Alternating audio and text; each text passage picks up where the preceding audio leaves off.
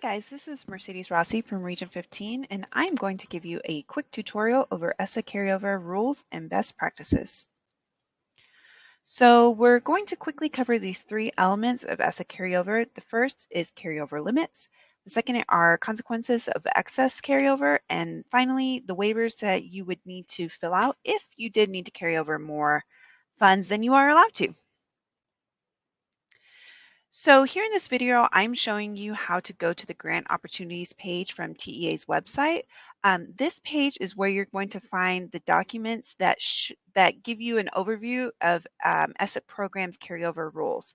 So you'll see here in grant opportunities, you just search by year and the grant that you're looking for. I go to the 22-23 ESSA Consolidated Grant, and I'm going to look at the ESSA program specific provisions and assurances or the program guidelines for 22-23 as a consolidated grant application. Once you get into these documents, you can just search for the word carryover, and that's how you will find the carryover rules. And I wanted to show you this because I know we give you a lot of information, but sometimes you might not remember what we tell you. And so if you ever wanted to go and find these rules for yourself, that's how you do it. So what are the rules? There are three main rules to ESSA carryover. First is that there is a 15% carryover limit for your Title I Part A funds. This carryover limit does not apply to districts that receive less than $50,000 in Title I funds. So if you're under that threshold, you don't have to worry about this carryover limit. However, if you transfer funds into Title I, then those funds are now subject to this carryover rule. So if you transfer your Title II and Title IV funds into Title I funds, those funds now become subject to the 15% carryover limit. And if originally you were a district that received less than $50,000 in Title I funds, but through that transfer you go above that threshold, now you have to follow the 15% carryover limit rule. So beyond Title I, for all of your other ESSA funds, 25% carryover is considered best practice. Um, Obviously, it's very important for you to spend your federal funds. There is a section of TEA's website that we've shown you all before where anyone who has the internet can go and see how much of your federal funds you are spending annually and at regular intervals. And so we never want to give the impression that these federal funds are unnecessary or just extra that we don't really need. And so it's always important beyond this best practice to make sure that you're spending your federal funds and that you're showing that those federal programs are vital to the success of your students. So what are the consequences of having excess carryover?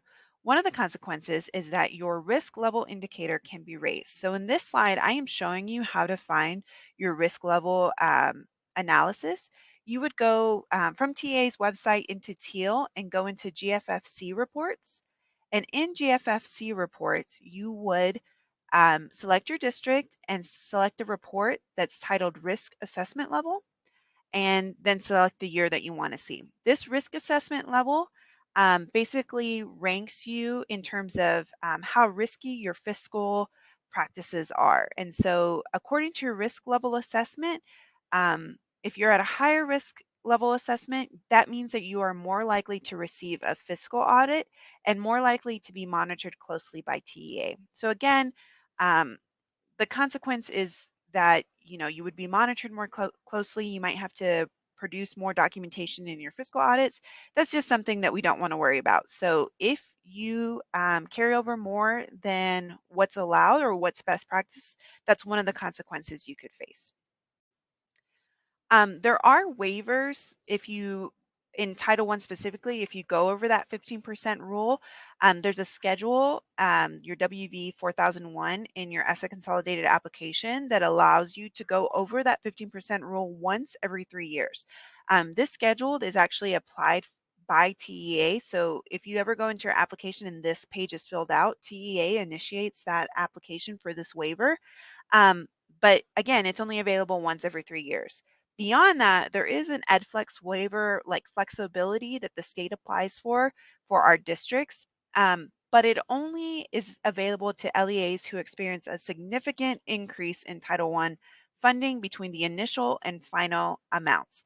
What that word significant means, we don't really know. And so again, it's just safer to always spend beyond that 15% threshold of your carryover over limit, and that 25% best practice for all of your other ESSA funds.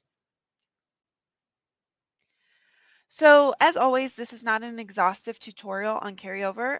We do have other resources that you can always find on our website at www.esc15.net/Title I. If you ever have any questions about your specific district's carryover risk level assessment, you're always welcome to contact us. Thanks.